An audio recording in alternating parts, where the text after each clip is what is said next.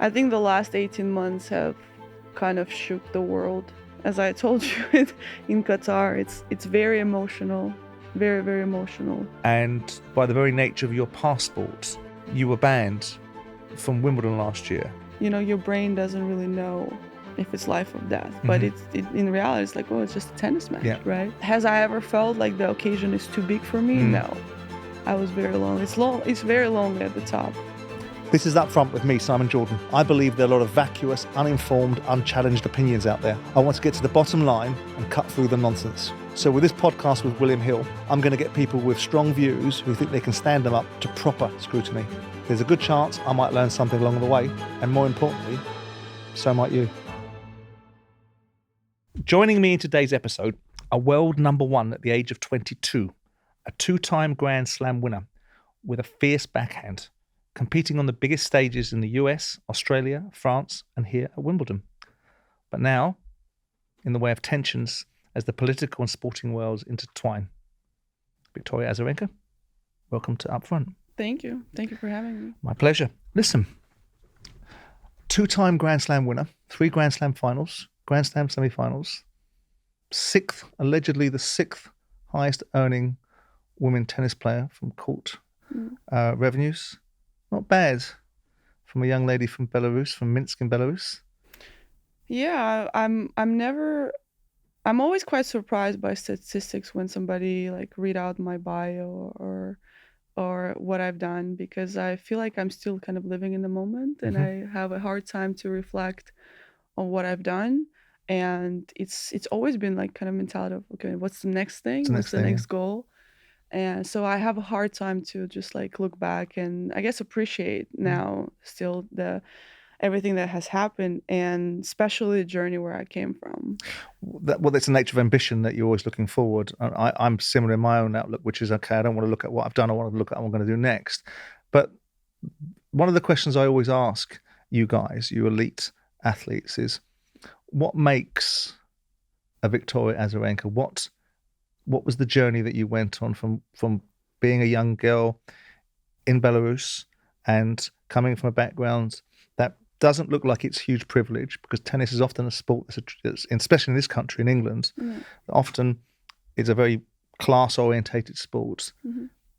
Tell me about the journey that you went through to get to a point where you've become this elite tennis player and all the challenges that you must have overcome in a country that's got 9 million people, that doesn't have a history of producing a little bit more. There's a few more Belarusian tennis players now, but you broke the seal, didn't you, to some extent, by being the first one to win a Grand Slam? Well, I feel like I kind of maybe created a little bit of a blueprint for people to follow. You know, I wonder, like, how did I get here? Like, how many things had to align for me to become a tennis player? I feel like it had to be a destiny for all the things to align. My family never knew tennis. They didn't know what tennis is. Nobody ever played. It was so non-traditional. My mom started working in the tennis center. Okay. And I started school, and I would go from school to see my mom. I was very close to my mom. Right. And I wouldn't let her work. So she gave me a racket and she took me to this like little gymnasium. And also my mom had nothing to do with tennis. She was just working like as an administrative job.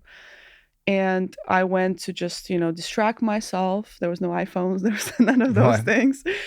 And one of the coaches saw me and she asked me if I wanted to join the group. They were coming with the group.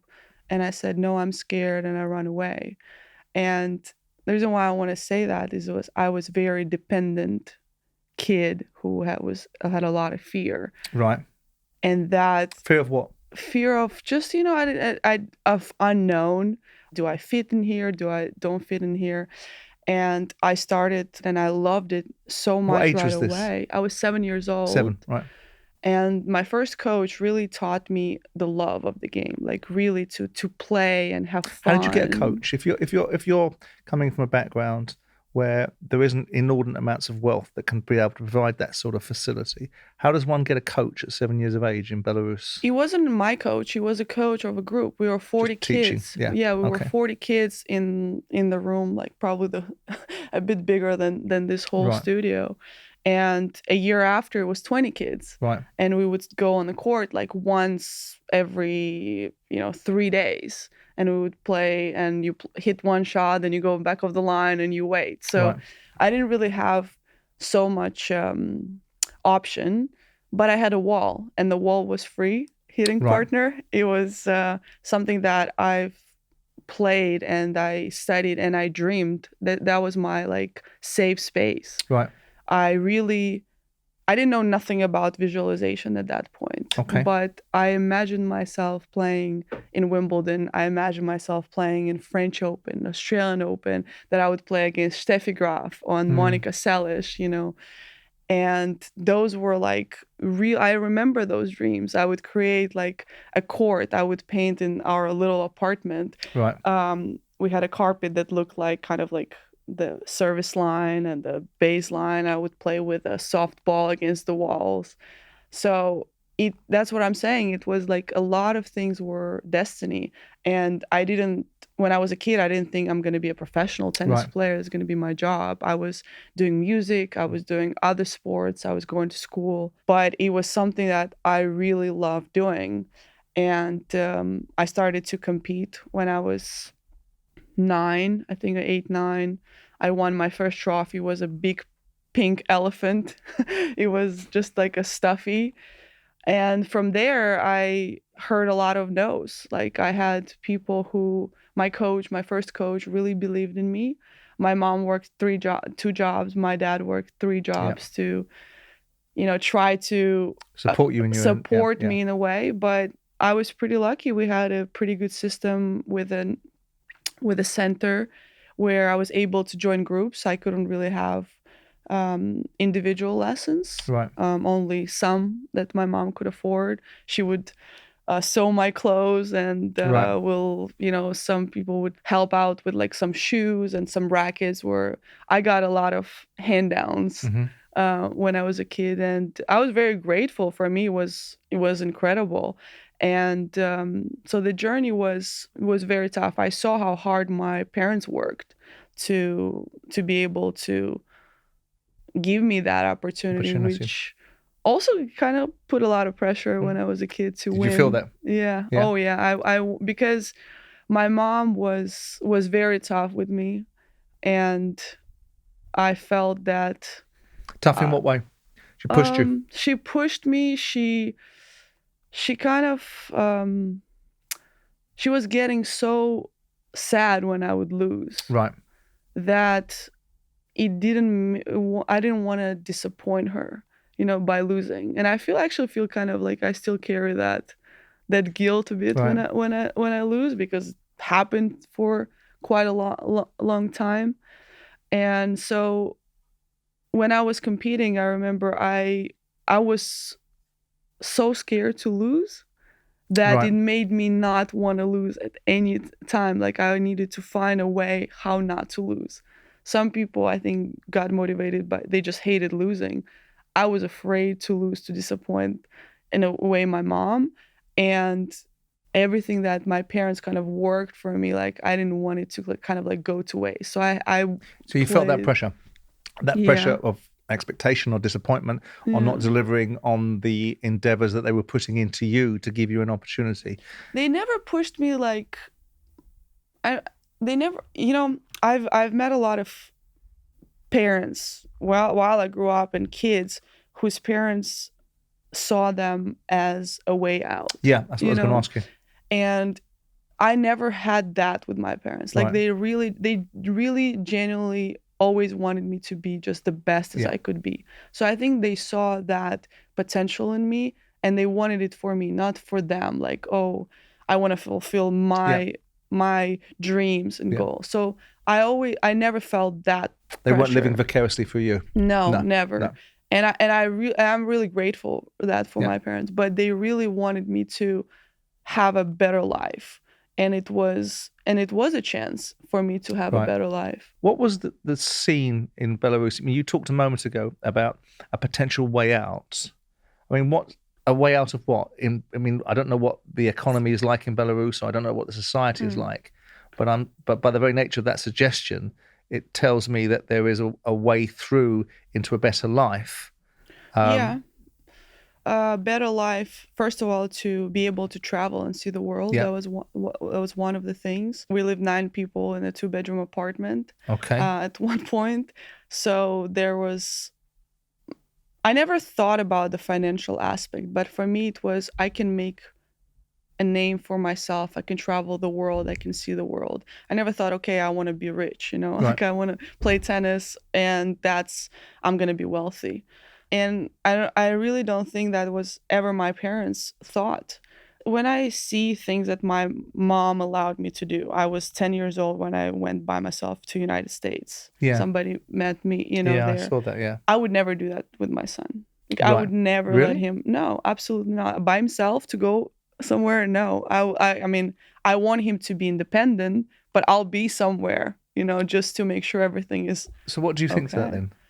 Well, I think the world changed. Yeah. Like the world changed. To me, it doesn't feel as safe as it was before. Right. Since I became a mom, like I feel very, very cautious. I've always been a very cautious person from where I grew up, but that made me like realize, oh wow, my mom was so brave. 14, I left home. I was, living in another country by myself. I had to learn the language. At 15, I left to the States to live with a family of a professional hockey player. His name was Nikolai Habibul, and his daughter was playing tennis. They came to Belarus, and my mom was just helping them out because his wife is Belarusian. She helped them out with courts, with coaching, and they saw me and they're like, "Oh, why don't you, come? We can take care of you and give you support." And they really did. They helped me out. I moved to Arizona when I was 15 years old. I lived with them, and they took care of me. And then I basically in about 2 years, a little bit less, I was already fully on a professional tour. Was 16, I really started to play. You talked earlier on, Victoria, about feeling pressure. I think it's remarkable to get to being number one in your sport. Is pressure something that you've always been able to embrace? Because there's been various instances in your career where there's been challenges for you. Oh yeah. I personally believe that pressure is something you put on yourself and something that you have to embrace at times. Yeah. What's your view on embracing pressure? I mean, I guess winning Grand Slams and becoming number one means that you're capable of coping with pressure. But Yeah. for you as an individual, how does it manifest itself and how do you react to it? I mean, pressure comes to me, I think, from expectation. An Yeah. expectation you put Of on yourself or others of you? Both, Yeah. both. I think that for me personally, nobody can put more pressure than I can put on myself. Yeah, I agree. And I've dealt with, difficult life situations that really are scary and like life and death situation. So on the court, it doesn't feel any different. Your brain doesn't really know if it's life or death, but in reality, it's like, oh, it's just a tennis match, Yeah. right? But you can't really tell the difference. And to me, I feel like I strive under pressure. Like that's You what thrive, makes yeah, it yeah. exciting. When it's easy, it's boring. So I like to create probably challenges also for myself to achieve them. I think To that's overcome. what Yeah. to overcome. That's what drives me. That's what makes it exciting. And competition itself, like I don't like athletes' life. You don't like it? No, I don't No. like fame. Right. I really I really don't like that. When I'm What do you not on like the about court, it? You like to get a nice table in a restaurant if you want to. I don't mind waiting. Yeah. I live a very quite simple. I have a nice house. I have a nice car. I'm not Yeah. gonna say I live simple life, but I don't need too many things in life. I like to live very, very normal life. Nothing makes me happier than take my son for a walk. and go with our dog or ride scooters or stuff. Like this is really, those things Those are the make me the values. most Yeah. happy. Well, everything changes when you have children. Your outlook changes. Your Yeah. viewpoint on the world changes because you become not the most important person in the room. Your Never, child never does. anymore. Absolutely. Never. Yeah. You moved to America at 15. You're over in Arizona. 7 years later, you're the first Belarusian to win a Grand Slam. Yeah. How does that change your life and your mindset?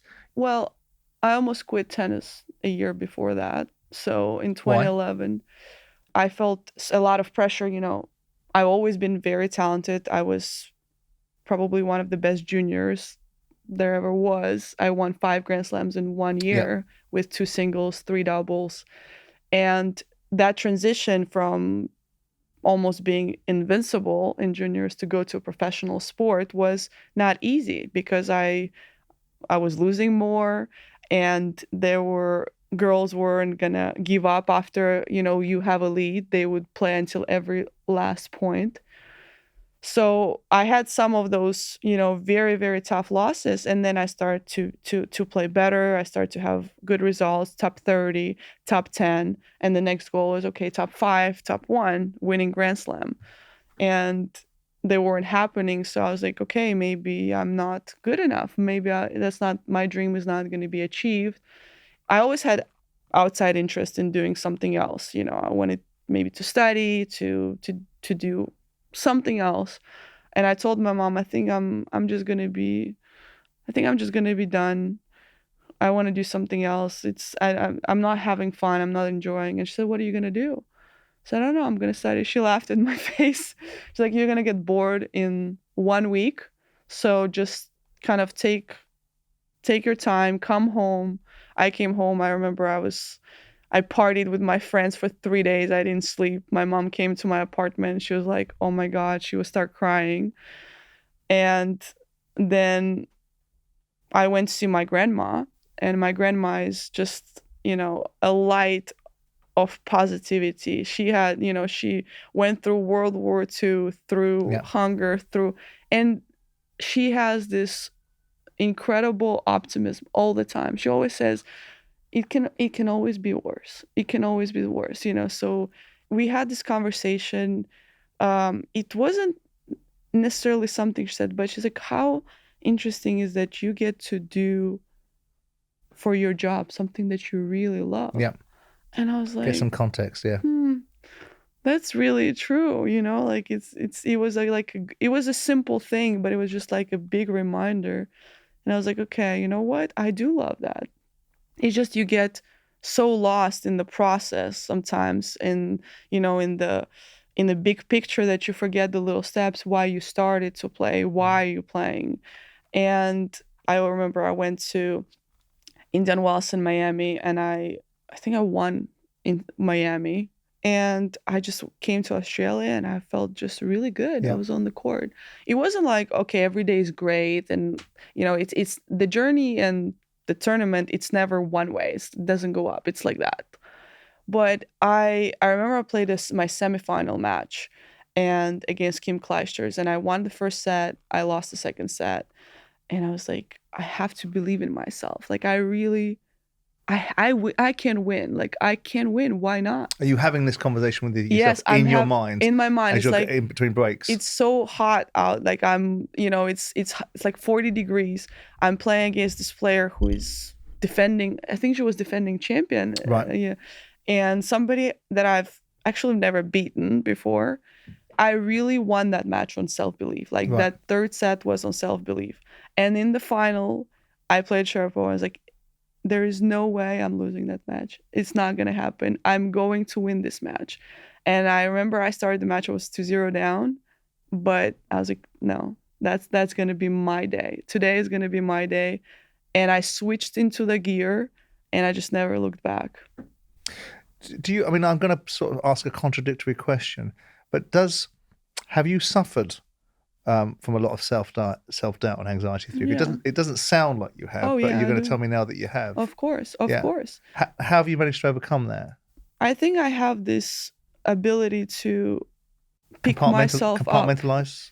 No, to pick myself up, no matter how tough the situation Right. is just never giving up. Like no matter what, like no matter how much down I feel, and I can be close. Okay, I'm done. I don't want to do it. I don't. But it's a blessing and a curse. It got me to the point where I am, and it also hurt me because sometimes you just need to like Ease off. and give yourself a break, and I just won't stop, and I will push, push, push. So I think with years, it's about learning when to use it as a weapon and when to kind of put the weapon down. And I didn't answer your question about how it changed my life. It made my life great in one way. I had so many people around me who wished well. That's what I was going to ask you. Yeah. Wished well and were Your my entourage that friends. comes, And also, like, I just felt at the same time very, very lonely. I was very lonely. It's very lonely at the top. In what way do you feel lonely? Because there's a constant expectation for you to maintain that standard, or because you're the only one that's there? People can't relate to that? Not necessarily. I felt like I have, and I had my friends who are, since I'm a kid, Yeah. few friends and I've met a lot of great people in my life.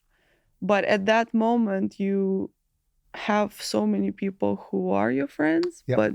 but really not. And why I'm saying I felt lonely is because it felt like somebody always wanted something from me and wanted me to do something, and not many people ask what I want. So in that way, I felt like lonely. I had to go, and I had to do this, and I had to do this, and I had to do this, and for that, and for this, and for that. And I remember that I didn't stop and enjoy what I have achieved and really like take But that's the it nature of ambition, in. though, isn't it? Because I was going to ask you about people around you. Yeah. Because I found when I was 30, I sold my business. I made a couple of $100 million, right? $150 odd million. And I didn't think I changed very much. I thought my friends changed, and people that I knew and had known for some time had changed their outlook and disposition. And all of a sudden, this person that they thought at times could be a bit of a wally, English expression for being a bit of a twit, right? Was someone that everyone had to bow to and have reverence towards. Did you sense any of that, or is that just me and my experiences? Well, in that particular moment, I had a team. My coach at that time, he was, I mean, not the greatest person, I will say, in my best interest. Kind of isolated me a little bit, to be able to Control you and to manipulate in a way, yes, absolutely, but also to have one voice. The less voices possible that coming, it had to be more his. In my opinion, the idea of a coach is to make you the more independent, that you don't need the coach to teach you things, that you don't need to rely on the coach. So that's how I see it being done. Okay, I give you things that you feel like you don't really need me. You know what you're doing. Yeah. But there's a lot of people who make you feel like you can't do anything without them. It's all them. And that's where I feel like the danger of having that one voice becomes counterproductive over time. It might work for a period of time, but it happens with a lot of very talented people where I feel like they can win without that. And I feel the same way with me. So for that reason, I felt like it wasn't great because I wasn't aware of everything that was happening around me. That's why I felt also what I was saying, in a way lonely. When did you realize? I mean, talking about the coach, without wanting to make it overly controversial, you don't have to be specific about which coach you're talking about. When did you realize that possibly your coach is no longer having your best interests at heart? I realized when I had a kind of long injury, because what I was saying, like I had to go play here when I didn't want to. Nobody asked me, do I want to play? Oh no, you have to play here to, for coaches, for some coaches still now, because you get bonus, if you play a tournament, they get bonus, they get paid. So you have to play here, you have to play here. And you're like, no, I just want to take a break. Like I'm not there.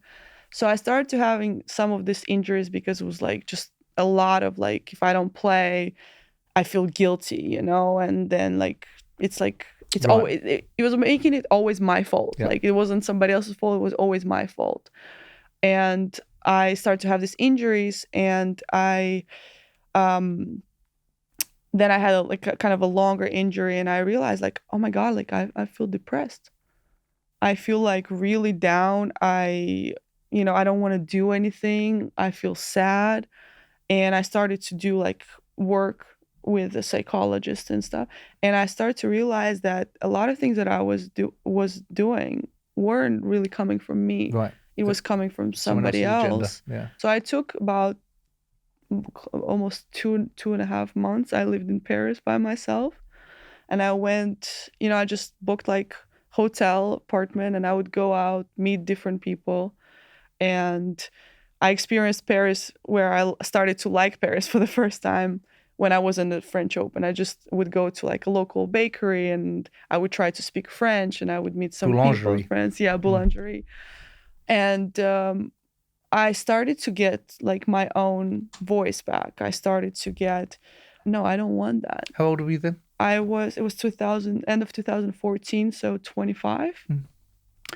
And interesting thing when that happened, when you're dealing with like narcissistic people, controlling people, is when they feel like they don't longer have control over you, they leave. Right. And that's what happened. Right. And I remember that moment when he asked me to do like something, and I was like, actually, I think I would rather do that.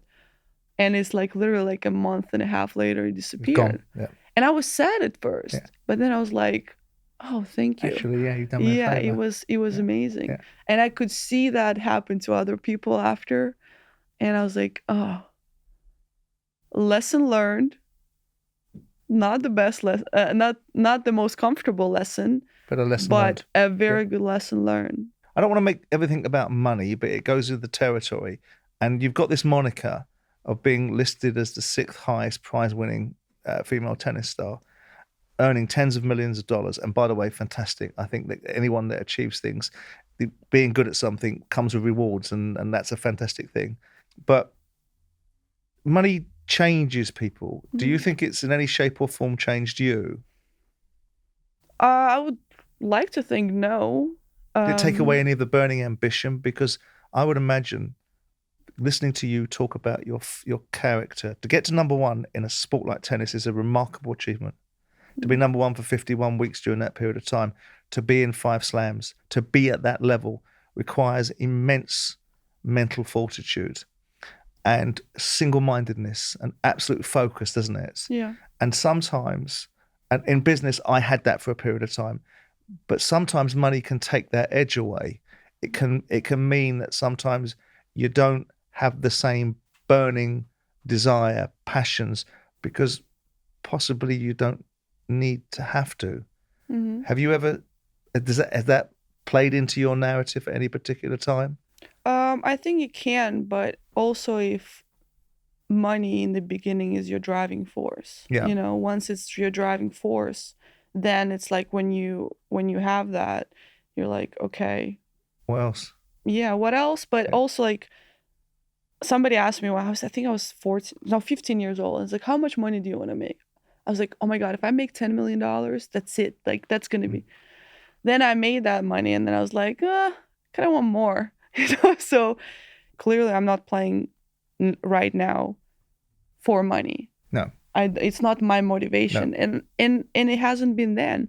But it is, of course, it's my way of living. And it's a byproduct of success, isn't it? Of course. Yeah. But it's never been, that's never been a motivation. For me, it's, I think if money was my motivation, I would have been doing a lot more commercial things and I don't want to say sell my soul, but I would do a lot more things that I just don't want to take away my freedom and things that I want to do. I just, I play tennis. I am a mom. I do a lot of other things, but as I said, nothing makes me happier than just going outside and watching my kid play soccer, like really simple things. And I'm honestly, I am so grateful that that's the case.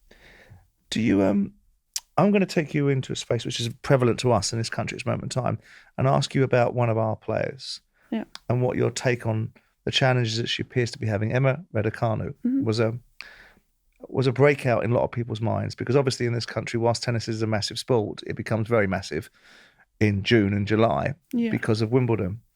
And she's obviously had this remarkable achievement in terms of winning the US Open. Specifically remarkable because it doesn't seem that British tennis players win very much. And for her to have won, and I think also in the manner that she won, do you believe that she will win another Grand Slam? Because there's a lot of doubt now about what journey she's on and where she's going and the challenges that she's having.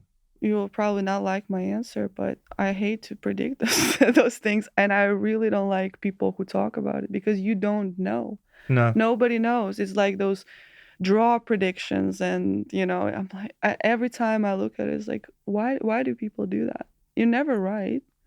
Pretty much never right. For me, it's like, I've told you that story when we met, that when I met Emma on the WhatsApp, Yeah. because her agent at the time reached out to my agent and said there's this young girl who wanted to, ask you for some advice and talk to you. And I said, of course, no problem. It's COVID time. And we talked for, I think, about an hour. And she was telling me at that time she was having some injuries and she's, looking forward to come to the tour. And I don't remember what I said, but we talked and it was great. And I remember she sent me an email after that. And then 2021 Wimbledon, and I hear this name, Raducanu, Emma. And I was like, wait, hold on. Let me look back in my email. And I see that, I was like, oh my God, that was her. That was her. Yeah. And it was really cool. And then she won the US Open. Yeah. What I've noticed at that time is like everybody were grabbing onto her like she's their friend and she's their, like somebody. I was like, you probably didn't know her like a month ago. Nobody knew her a month ago. But everyone's like, we're so happy. It felt so, I guess people were proud. Like in England, we're really proud of that. But it just felt like not kind of real, Did you? I mean, McEnroe. I mean, I'm a big fan of John McEnroe's commentary. I was a big fan of him as a player and a big fan of his commentary. But he was very harsh about her in that Wimbledon that preceded her US Open win, where he talked about her struggling. I mean, he got made to look a fool later on because she wins the next slam. Yeah. But, he talked about the occasion was too much for her. Do you think that was wrong for someone of John's position to have said about another tennis player, or is it just fair comment? I think it's neither, because you have no idea how the person feels. Yeah. I don't like to comment on what's happening with other people because I have no idea. Unless they told me how they feel, I have no reason to judge. But you'll be able to see similarities. I mean, you're walking the same walk you've walked the walk that she's walked. And you've probably, without necessarily understanding the psyche of an individual, because she's unique in her own thinking, you'll be able to see things and understand things that the average journalist or fan wouldn't really understand. Well, I will say, like, has I ever felt like the occasion is too big for me? No. It didn't, because the bigger occasion for me, even though I'm scared, because I'm scared on a lot of occasions of play. I'm nervous. But you've had a panic attack in the anxious. middle of a game, though, haven't you? I've had a few. And the thing about this is that the bigger the occasion was for me to go out and play, the more exciting it was in the same time, even though I was scared. Like, one thing about me that when we talk about pressure is that no matter how scared I am, a lot of people call me fearless, which is, fearless. I am fearful of a lot of things. But how I define my fearlessness is that no matter how scared I am, you're going to overcome it. I'm gonna go for it. So that never happened to me. But when I hear people and they give their opinions and they maybe have not been in those situations, I love John McEnroe too. Yeah.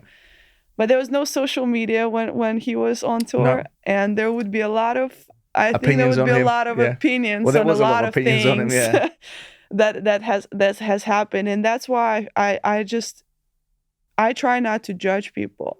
For me, when Emma won US Open, that feeling of like everybody were like so ecstatic and so happy. Now that she's down, everybody's like on top of her. Yeah. I mean, those waves are crazy. And I remember I emailed her and I said, if you ever need advice and you're prepared for the new wave coming, she was very nice and replied to me.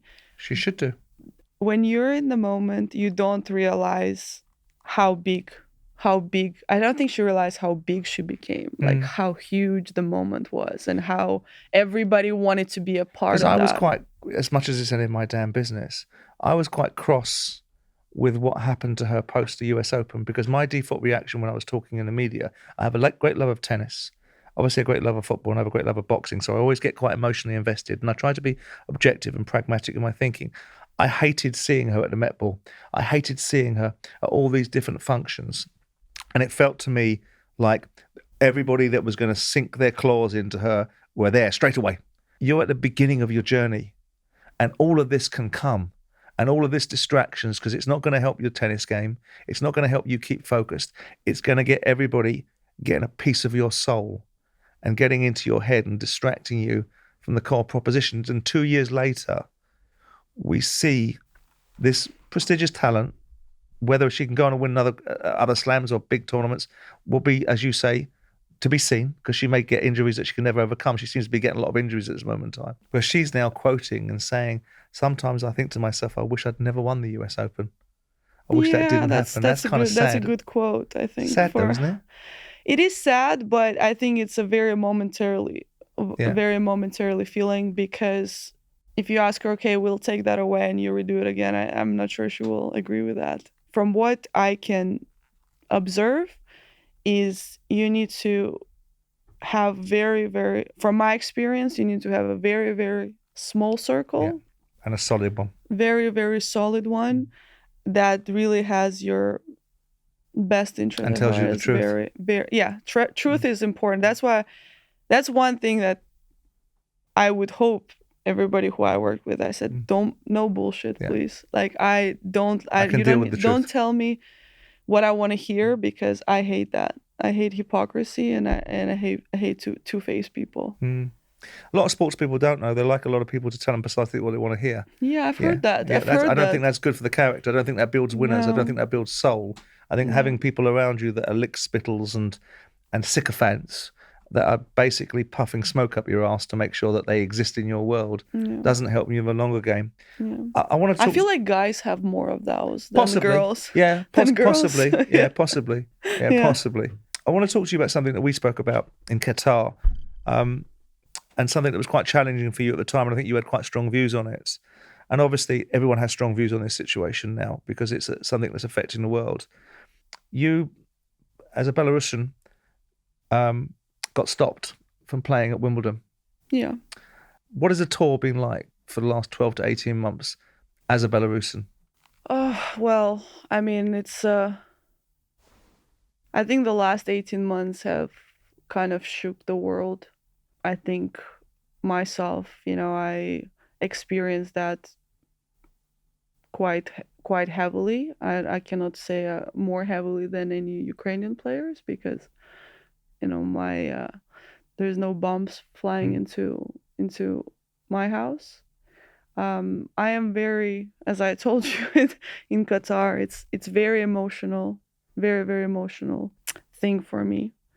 I feel really sad. I feel really bad for so many innocent people who are struggling.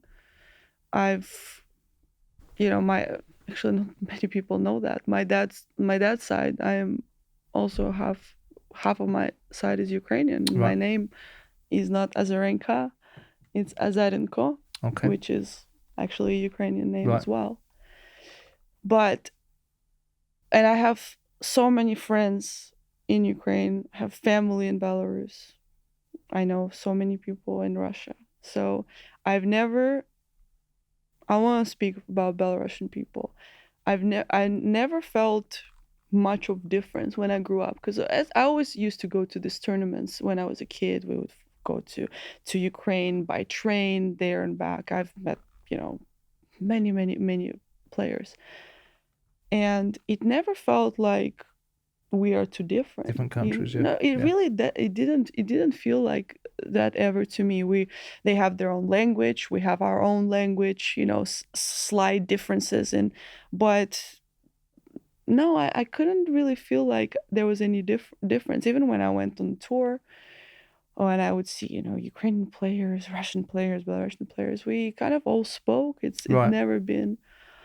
And this war just divided divided nations so much, and I can understand why. Of course. I But as a sports star, it's being visited the sins of other people's choices. It's an immutable scenario for you. You were born with a Belarusian passport. Mhm. You live in America. You've lived in America for a very long period of time. And by the very nature of your passport, you were banned from Wimbledon last year. How did you feel about that situation? I was very clear from the beginning, and I'm very, very clear for the last actually 18 months. For me, what's important is about helping people in the difficult situation. And what can a person, an organization can do to help people in need? Me, myself, I'm one person, and I don't need to scream and shout on how many things I've done since this last 18 months Yeah. to people to help, because that was always my objective is who can I help? How can I help in But this you were situation? unhappy about Wimbledon starts, though, weren't you? Well, I'm not going to sit here and say, okay, that was a good move. Yeah. I'm not sure it achieved anything. Maybe some people think otherwise. I thought that there were better situations, how to handle that. And I was on part of being proposing those.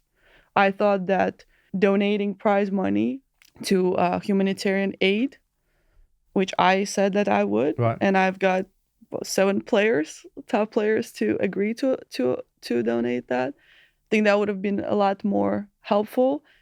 It would have shown unity that people do want to help, and that's what was important for me from the beginning. My first reaction was obviously the nature of the war was very challenging, or the invasion was very Yeah. challenging. And then I moved into the camp of thinking the idea of athletes being banned because of their part. We were getting into ridiculous situations in this country where Tchaikovsky music wasn't being allowed to be played in philharmonic halls, and because it was of Russian origin. I was talking to people saying, "Well, so you're going to stop drinking bloody vodka, then, are you? Because vodka's being produced in Russia." Could you, in any shape or form, relate or appreciate the notion that the UK government, because it was the UK government that put pressure on Wimbledon, Hmm. didn't like the image of a potential situation where a Russian, Medvedev on the men's side, possibly someone like you on the women's side, winning the tournament could have been utilized by people like Putin as some sort of propaganda machine. I mean, is this year Any different? different? Any different? Yeah. That's kind of the point. And I think that there are a few options that, like I suggested, other players suggested, is not to give the opportunity for propaganda, is Mhm. not to do media, not to do maybe a ceremony. We wanted to play. We just want to play. We want to do our job. We were, we've been doing it our whole lives. And to be quite frank, I don't understand two things. I don't understand two things. How an individual athlete who playing an individual sports, individual events are representing their country Yeah, I agree. in one way, Yeah, I agree. And the second thing I don't understand, before the invasion, before the war, this was all celebrated. Like you put your flag everywhere on TV, it's on the big screen, everywhere they would just put your flags. Yeah. You didn't ask for that. Nobody asked for it. You play at Wimbledon, it's because you've been good enough to play there. It's not because you're Belarusian. Yeah. So it's almost academic. You have to qualify. And it becomes a construct of the media by the very nature of putting your flag up there and suggesting that Victoria Azarenka is a Belarusian player. That's almost academic. Victoria Azarenka is a tennis player that's qualified to play for Wimbledon. Yeah. And the country that she comes from is almost irrelevant. But there's no accountability for people who've been pushing, flags, where are you from, and etc. before this happened. But when it became, this difficult situation, now it's a problem. Yeah. So I don't understand why in individual events, there's nothing I can sit here and say that people will like. No. Somebody will say this is what you're saying is good. Somebody say this is bad, and etc. But what's important and what I've always been consistent with is that I, as a human being, want to help people who are in need, and that's the most I can do. You made a statement on Twitter. I'll just give you the first few lines of it because you know what you said. I'm devastated by the actions that have taken place over the last several days against and in Ukraine. It's heartbreaking to see how many innocent people have been affected and continue to be affected by such violence. Did you feel pressure to put that statement out?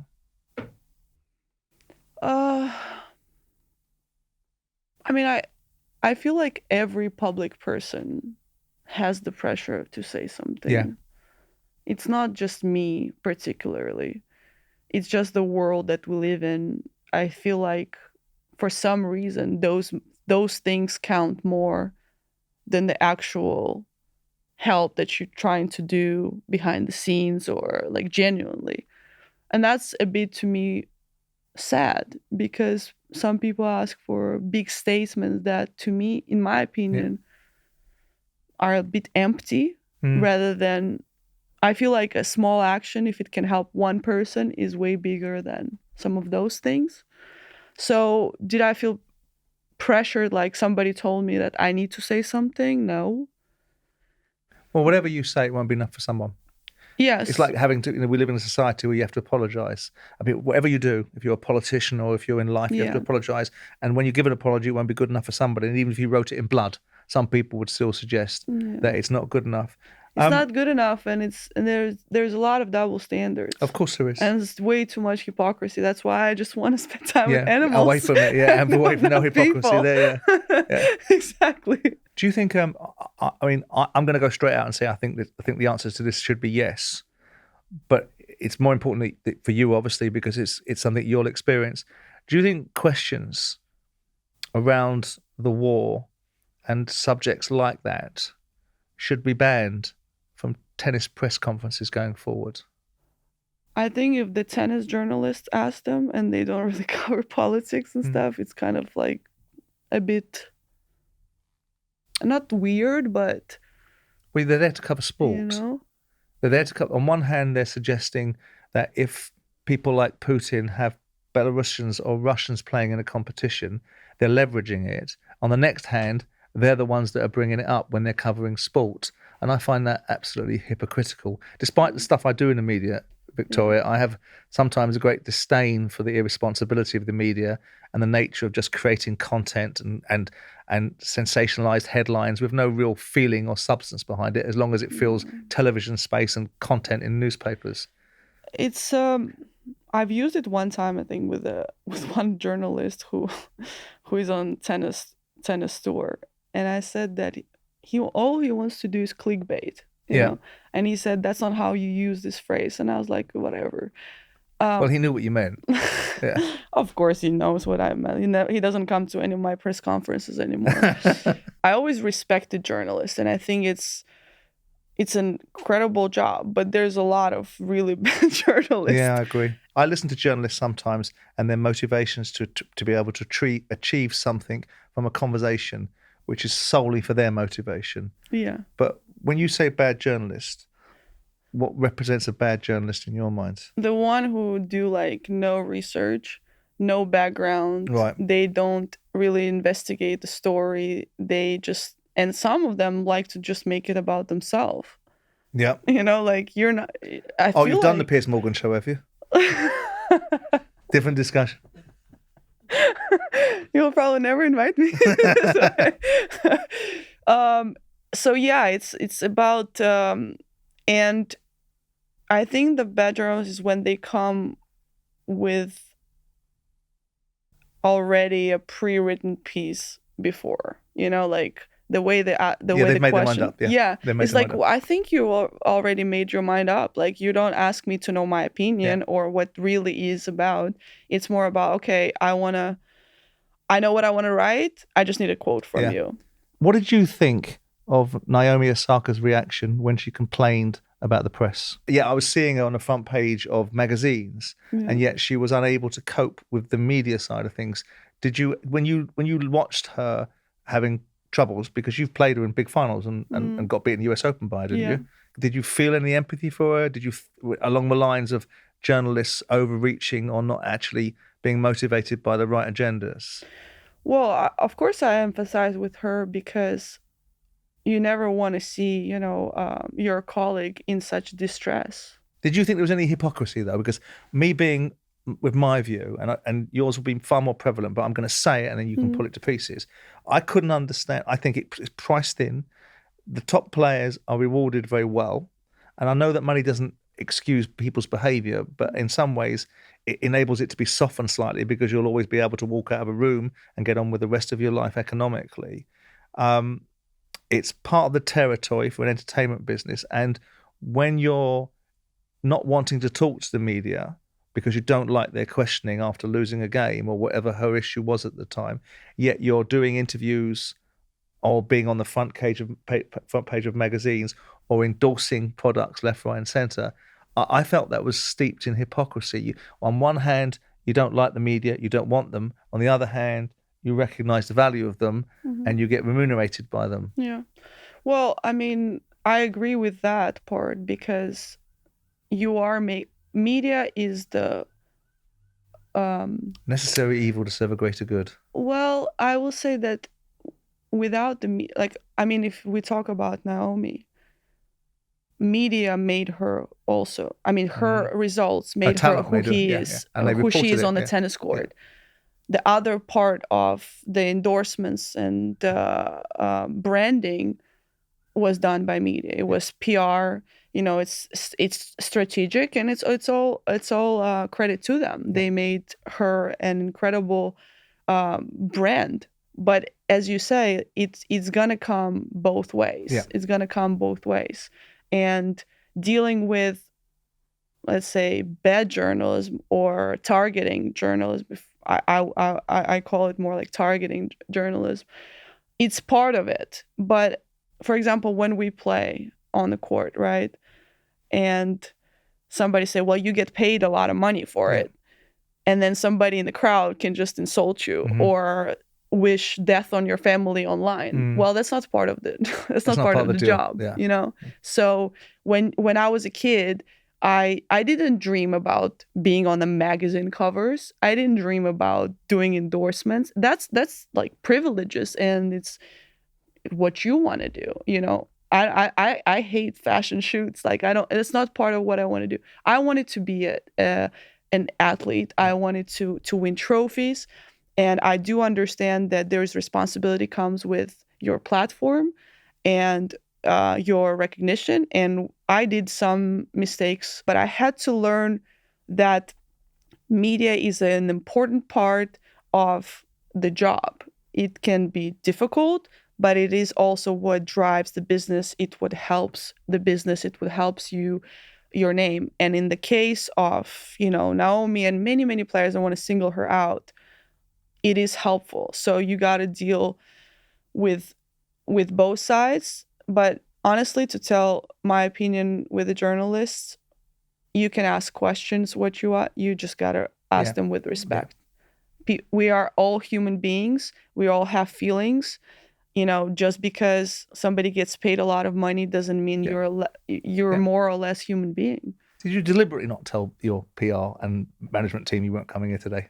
Yeah, just they'll find. I don't know. I just we don't kind do of it in. we've met in at the World Cup, and we had a really nice chat, you and I, and I told you a little bit about things that I kind of want to do further in life. And when you asked me about the podcast, I was like, that's going to be a great idea. But with tennis schedule, it's like I never know how to schedule it. And I was like, I'll just do it. I love watching your show. We had a nice chat. I was like, that's going to be a great idea. And I just thought that you had some very strong things and some strong views, and we discussed certain things that weren't just about sport. And obviously, after helping you play paddle. Oh, yes. Yes. I'm going to need you to do something for me at the end of this show, which is talk to the camera and address a particular individual that thinks that he can challenge me at paddle. And I'll tell you about that later on in the show. 3 more questions for you. Which one female and one male player has made the greatest impact on the sport of tennis? And who do you think holds the greatest legacy? Ooh, the goat debate. The goat debate. I hate that one. I will say, for me, female is Serena. Is it? Yeah. Serena and Venus both. They changed the game to become more powerful, more athletic, more like just, they both, like Serena's just mentally so... The level of competitivity. So strong, like just that, breaking every door in front of you. So their legacy is very, very strong. And I mean, looking at Venus now, she's here in Wimbledon. And if you look at her matches, look at her practice, like she really loved it. She really enjoyed it.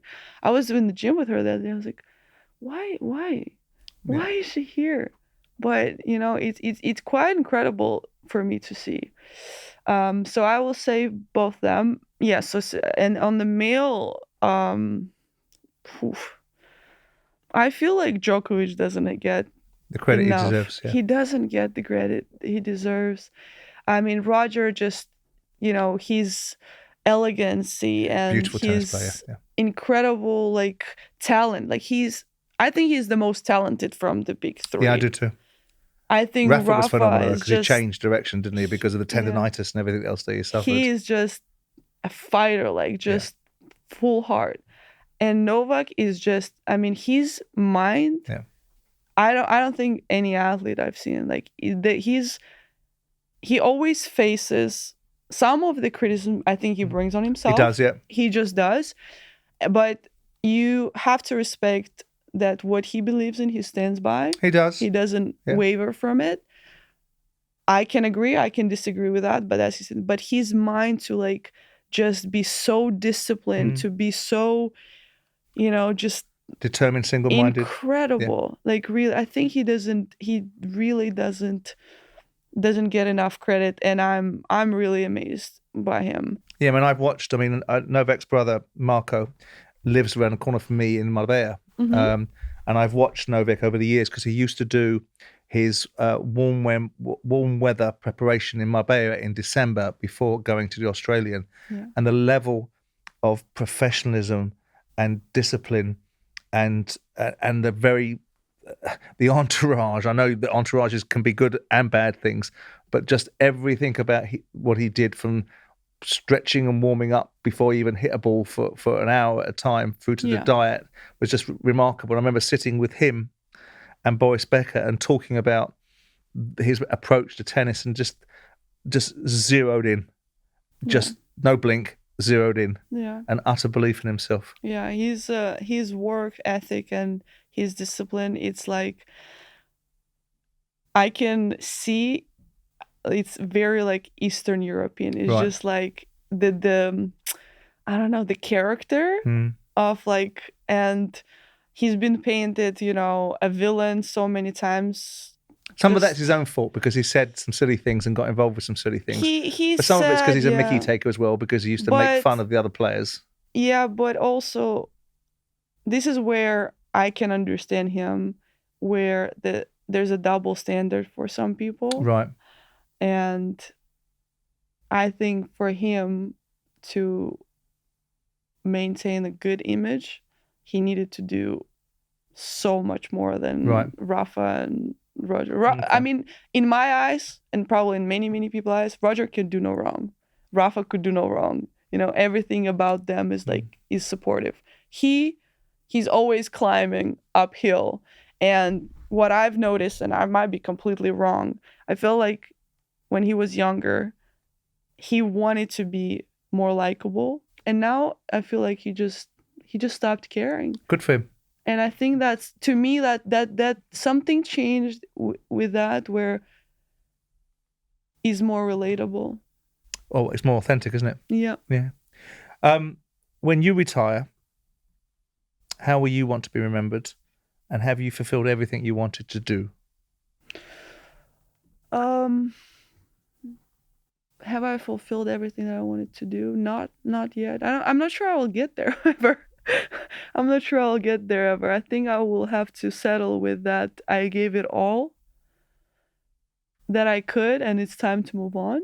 What did you want to do that you haven't done? Well, I want to win everything. You know, Okay. It's just like the sky's the limit. Yeah. I really do think that, and I think that's why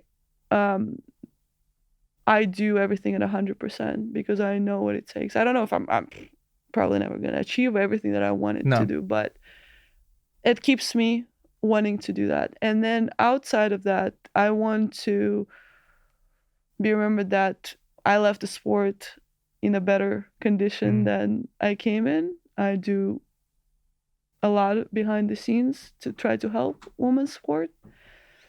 Hopefully, near future, I can guide some more change and progress and stuff. That's one of my passions. Billie Jean King, inspired a lot of that for me. That she fought for better future for us, and I believe in that. You got another slam in you? I mean, you got semi-finals of Australian. I mean, I hope so. Yeah. I wouldn't be playing if I didn't think that. Like, that's where the moment where, like, if I feel like that's maybe out of reach, then that's gonna be a time. I had this conversation about, I think it was 5 years ago, with Roger Federer, and he was I had dinner with him in London with some various people, and he's coming back from back surgery, and I said to him, there seems to be this tacit acceptance from you that maybe Rafa and Novak are now not people that you can beat. And I've kind of seen this change in your attitude, this sort of acceptance of when you're losing games to these two in the slams. And he went, oh, really? And the first tournament he played back was the Australian Open and won the slam. So I don't doubt. Did you call him for a percentage? I sent him a text and said, yeah, don't listen to me. I know absolutely nothing. Before we go, and we're almost done, I want you to do one thing for me. I want you to look at that camera. Yeah. And I want you to say, have you ever heard of someone called Carl Froch? Carl Froch. No. No, not heard of you, Carl. He's a super middleweight champion of the world boxer. Oh, and the names, please. He's labouring under the illusion, Victoria, that he can beat me at paddle. Okay. And what I want you to do is tell him, being my paddle partner in Qatar, there's very little chance of that.